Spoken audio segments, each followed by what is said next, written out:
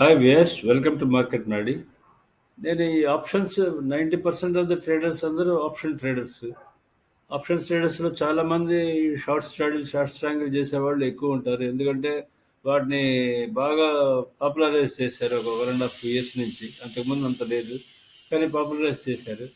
వాటి గురించి నేను కొంచెం డీటెయిల్గా ఎక్స్ప్లెయిన్ చేస్తాం అనుకుంటున్నాను. ఎందుకంటే అసలు షార్ట్ స్ట్రాటజీలు అనేది ఎప్పుడు వాడాలి, ఎక్కడ వాడాలి, ఎందుకు వాడాలి అన్నది కొంచెం ఎక్స్ప్లెయిన్ చేస్తాం అనుకుంటున్నాను. షార్ట్ స్ట్రాంగిల్ కూడా సేమ్ ఇష్యూనే.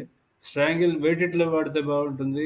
నాన్ మూవబుల్ స్టాక్స్ ఏమైనా ఉన్నాయి, కదలకుండా కొన్ని స్టాక్స్ ఉంటాయి, వాటిలో షార్ట్ స్ట్రాంగిల్ వాడితే ఈజీగా మనీ వస్తుంది. అంటే గ్యారంటీగా మనీ వచ్చేది కొన్ని ఉంటాయి స్టాక్స్, అంటే వాళ్ళు కదలవు.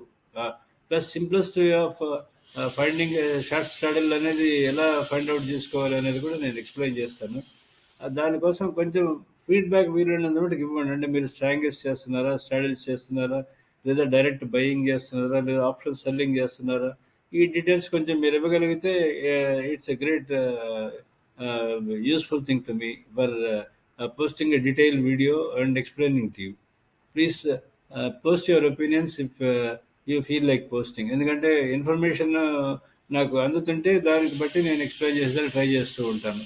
This A how to make it simple అని చెప్పి. ఆప్షన్ ట్రేడింగ్ క్యాండిల్ స్టిక్తో చేస్తే మళ్ళీ సేమ్ అదే చెప్తున్నాను, అది భయంకరంగా ఉంటుంది.